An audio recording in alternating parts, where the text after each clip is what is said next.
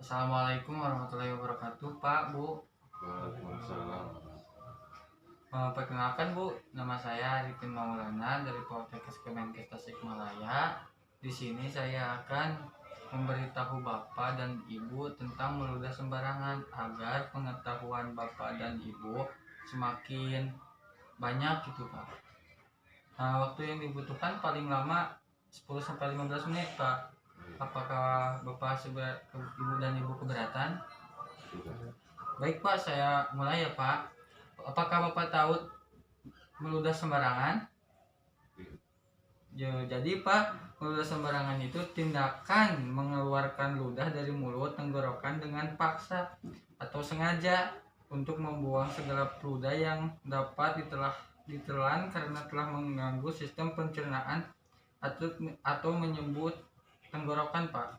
Jadi meludah sembarangan itu dari tenggorokan biasanya sok. Nah, itu tuh nggak boleh sembarangan, Pak, karena bisa juga ada orang yang sedang makan atau ada orang yang lagi ngapain, kan nggak semua orang itu nggak jijik apa gimana gitu, Pak ya.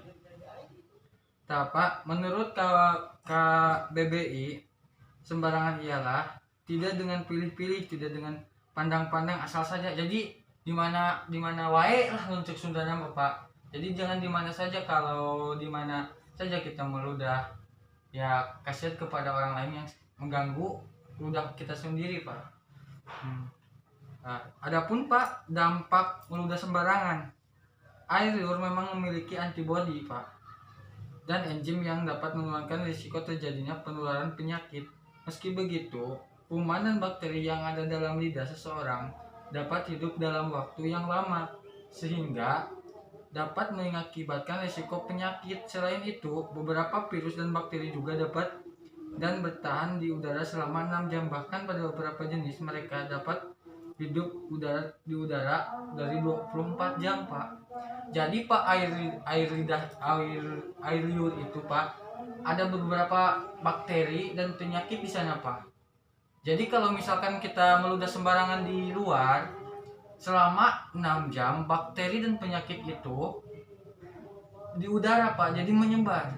Nah, itu, Pak, membuat kita memberikan penyakit kepada orang lain, Pak, kalau sembarangan. Jadi diusahakan Bapak dan Ibu tidak meludah sembarangan karena itu membahayakan orang lain, Pak. Adapun, Pak, yang selanjutnya penyebab sering meludah, Pak. Ada penyebab apa kalau sering meludah? Air ludah atau sering disebut liur atau saliva merupakan cairan bening yang dihasilkan di dalam mulut manusia.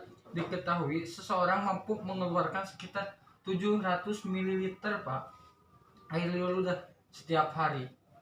Bila produksi saliva meningkat, ada beberapa penyebab yang mendasari, salah satunya hipersalivia, Pak. Hipersalivia itu, Bapak tahu hipersalivia? Juga dikenal sebagai siarorea, Pak, atau vitalism, adalah kondisi saat seseorang memiliki terlalu banyak air liur di mulutnya. Ia dapat menyebabkan air tersebut tumpah ke bibir bawah. Suka ngacai, Pak, kalau bahasa Sunda ya. Hal ini mendorong seseorang meludah lebih sering. Kondisi tersebut antara lain disebabkan oleh asupan gabungan berlebih preflux serta obat-obat tertentu. Selain itu, sering meludah karena produksi air liur berlebihan juga bisa dipicu oleh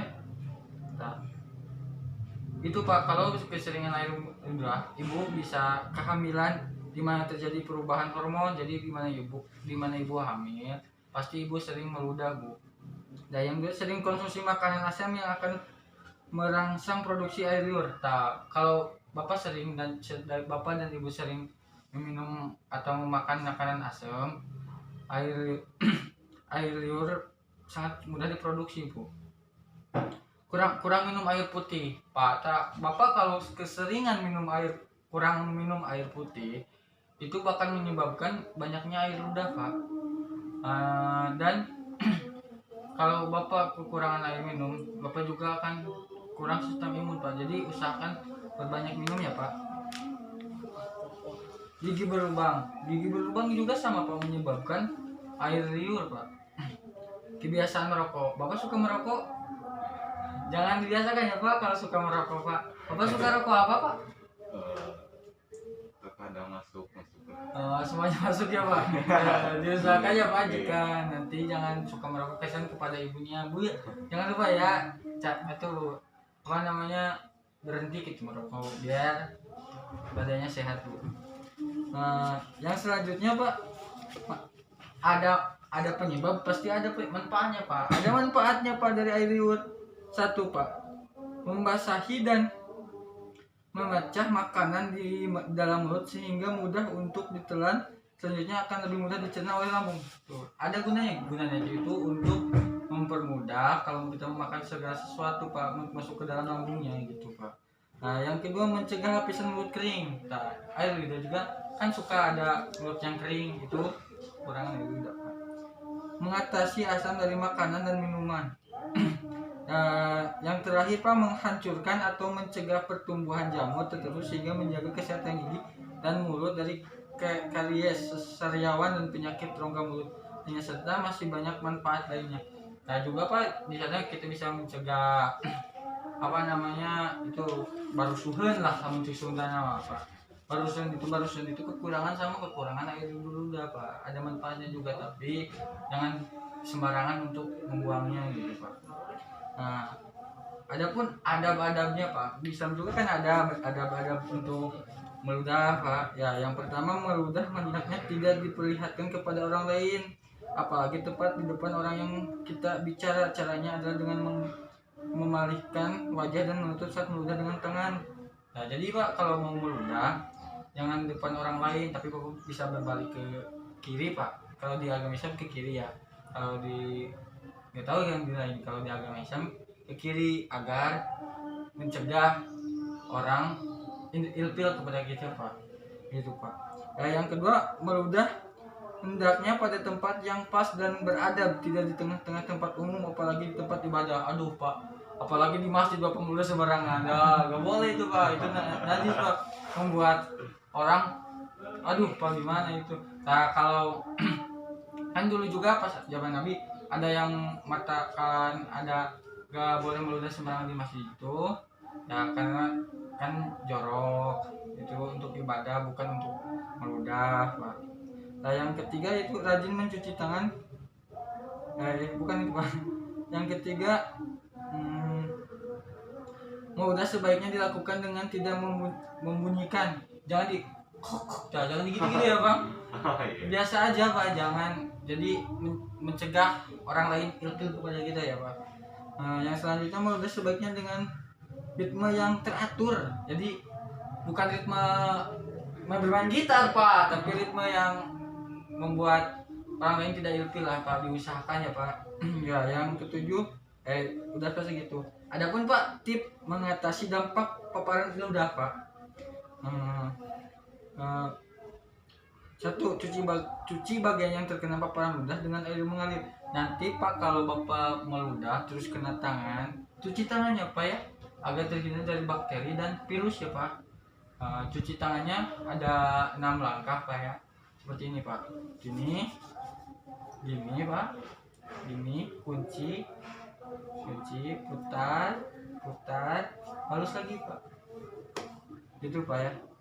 Apabila ludah terkena langsung kena mata, hidung dan mulut, cucilah bagian ini menggunakan air dan sabun. Nah, kalau kita meludah kena mulut, kena hidung, kena mata, langsung cuci ya Pak pakai air sabun Pak. Takutnya ada bakteri yang cepat merasuk ke mata atau hidung Bapak ya Pak. Ya, yang selanjutnya, rajin mencuci tangan dengan air dan sabun. Nah, tadi sudah saya jelaskan ke Bapak cara cuci tangan dengan baik dan benar. Bisa dengan air sabun dan bisa dengan hand sanitizer ya Pak kalau sekarang ya. Yang keempat Pak, kalau mencuci tangan dengan air dan sabun tidak memungkinkan, tuh hand sanitizer untuk membersihkan tangan. Barusan saya bilang kalau nggak ada air sabun, apa lagi di perjalanan, apa meludah sembarang meludah, kalau kena tangan pakai hand sanitizer Pak, bisa aja. Nah, yang terakhir Pak, periksakan diri Anda apabila terdapat gejala seperti demam, batuk, dan pilek beberapa waktu setelah Anda terdapat dompet seseorang secara sengaja ataupun tidak sengaja. Tadi mana Bapak kena ludah orang lain, kemudian Bapak merasa demam, apa gimana, langsung periksa ke puskesmas apa dokter yang terdekat ya Pak, agar itu bisa agar Bapak sehat dan tidak terkena virus cepat-cepat ya Pak, takutnya kenapa-napa gitu Pak dalam daerah tersebut Pak. Nah, sekian ya Pak yang dapat saya sampaikan. Mohon maaf Pak bila ada kata-kata yang tidak berkenan. Sebelumnya Pak ada yang ditanyakan Pak? Gak ada. Ya Pak. Bapak kan sudah tahu ya tentang sembarangan dalam meludah, jangan sembarangan dalam meludah agar semuanya terhindar dari nyelpir, memberikan penyakit kepada orang, bakteri kepada orang, itu juga harus jaga karena kan memberikan penyakit kepada orang lain itu nggak boleh ya Pak dalam agama Islam. Ya sebaiknya Bapak hati-hati dalam meludah. Bapak kalau mau meludah, kalau memang dekat kalau di rumah Bapak bisa ke toilet, kalau di luar ya Bapak bisa sembunyi lah apa gimana kalau memang itu gak bisa membuat Bapak gak betah gitu Pak. Nah sebelumnya ada yang ditanyakan Pak? Gak ada. Ya, terima kasih Pak atas waktunya. Semoga ilmu yang saya berikan bermanfaat kepada Bapak dan Bapak mengamalkannya dengan baik ya Pak. Ya, terima kasih Pak. Assalamualaikum warahmatullahi wabarakatuh. Waalaikumsalam.